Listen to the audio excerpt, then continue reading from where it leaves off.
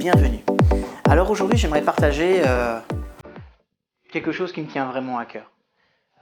Cet été, j'avais fait une vidéo sur le couple qui a généré beaucoup de commentaires très sympathiques, dans laquelle j'explique, selon mon point de vue, qu'est-ce qui pourrait être une bonne relation de couple. Et j'ai eu beaucoup de commentaires et des questions qui m'ont été posées autour du fait que d'aimer, c'était pas toujours facile, et comment on fait pour aimer. C'était une très bonne question. Question que j'avais posée un jour à mon maître spirituel aussi à moi. Et j'ai envie de partager aujourd'hui la réponse qu'il m'a faite et qui m'a permis à l'époque en tout cas de porter un regard très différent sur la notion d'amour. Parce que en fait on va s'apercevoir qu'effectivement l'amour c'est pas quelque chose qui nous arrive comme ça et dont on est frappé. Alors je parle pas de tomber amoureux parce que ça c'est vrai, parfois il y a une attirance physique, sensuelle, sexuelle et du coup on ressent beaucoup d'amour, mais on peut s'apercevoir qu'après cette attirance, une fois que cette attirance elle s'est installée, que l'amour ne survit pas toujours. Okay, et puis, c'est pas simplement l'amour entre deux êtres dont je vais vous parler aujourd'hui. C'est de l'amour en règle générale. Ce que je vais vous dire, je veux que ça puisse vous servir dans quasiment tous vos domaines de vie.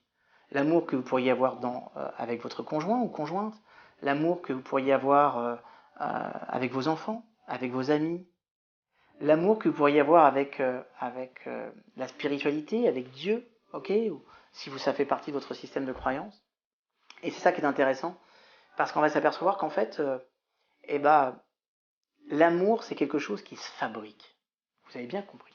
Je crois profondément que l'amour, c'est comme la motivation.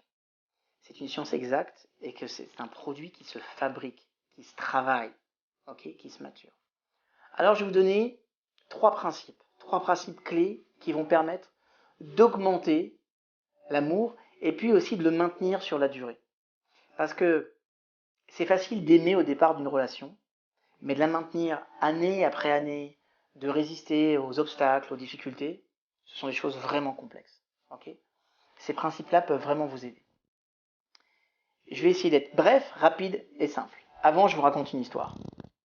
C'est le petit Thomas, il est là avec sa fiancée, il est jeune, il est beau, il a une vingtaine d'années, et sa petite fiancée qui est là, est dans les prés, à côté du village, et au bord du village, il y a un fleuriste qui vend des coquelicots. Les mêmes coquelicots qui sont tout en haut de la colline. Et elle lui dit, j'adore les coquelicots.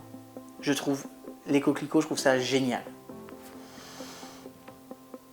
Le petit Thomas, n'écoutant que son bon cœur, va se diriger en direction de la colline, va arpenter la colline, la monter, il fait chaud, c'est en plein cagnard, il est là avec son costume, et, il a de la terre partout, il se bat, et quand il revient, du bout de ses mains, il y a une poignée avec des coquelicots un peu tombants, et il les offre à sa compagne.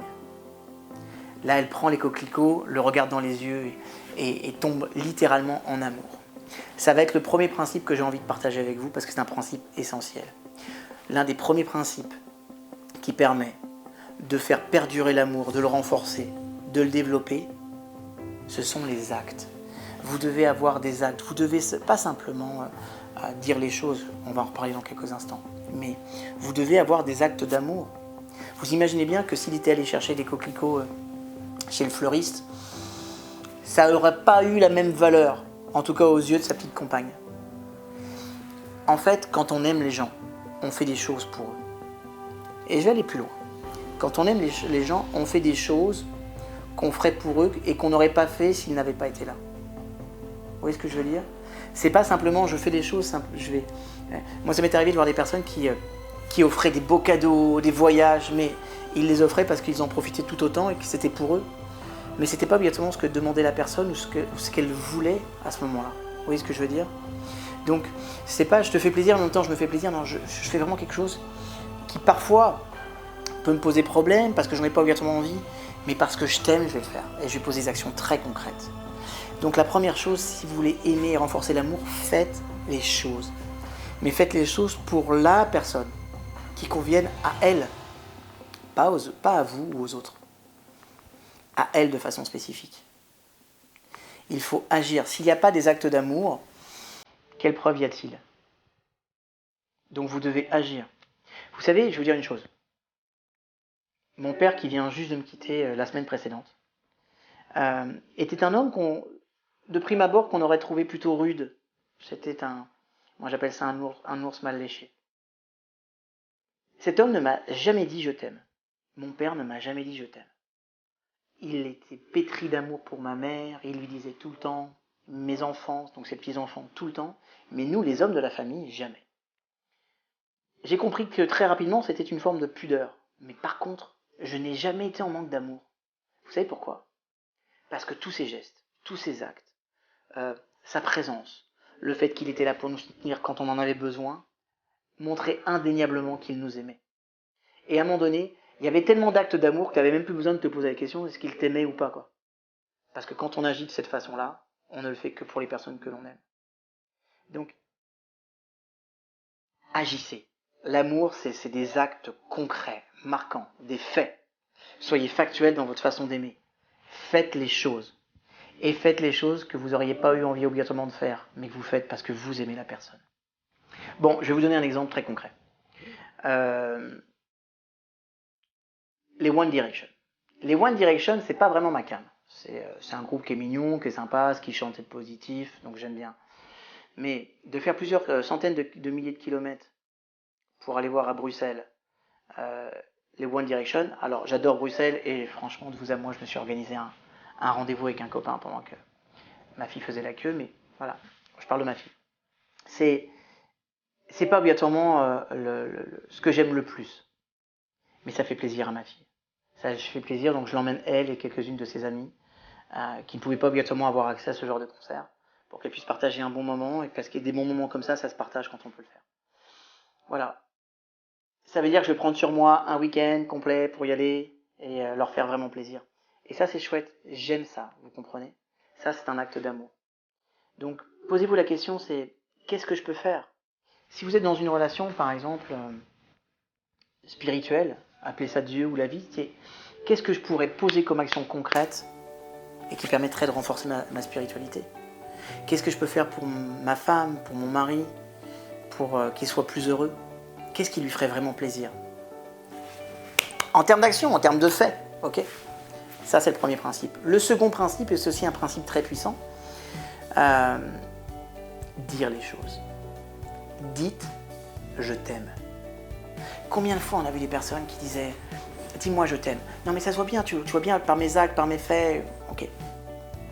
Alors c'est vrai que les actes, c'est plus important. C'est le plus important. Mais qu'est-ce que ça vous coûte de dire « je t'aime » ? Dites-le, putain, dites-le. Gavez-vous d'amour. Gavez-les d'amour. Vous n'avez pas à avoir de l'orgueil par rapport à ça. Vous n'avez pas à avoir de retenue par rapport à ça. Et quand même, il y en a qui me diraient « mais moi, j'arrive pas à le dire. Tu comprends, on me l'a jamais dit. So what ?» Et alors, vas-y, ça t'empêche pas de le dire. Si vous pensez que vous aimez profondément les gens, je vous en supplie, dites-le leur. Parce que même si ça va sans dire, parfois ça va beaucoup mieux en le disant.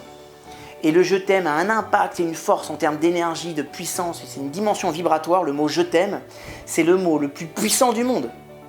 Quand une personne te dit je t'aime, mais tu es capable de tout faire, que ce soit ta femme, tes enfants, tes parents. Je te soutiens, mais c'est quoi je t'aime par-dessus tout, quoi. Dites-le, je vous en supplie. S'il y a une chose dans la vie avec laquelle vous ne devez pas avoir de retenue, c'est le fait d'exprimer votre amour. Donc, agir, c'est génial. Le dire, c'est top aussi. Dites je t'aime aux personnes que vous aimez.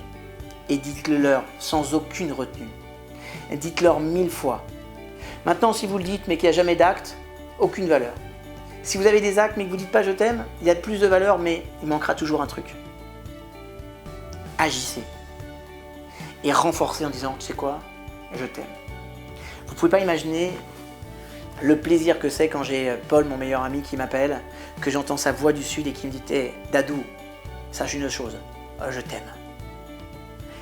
Alors, je vous explique.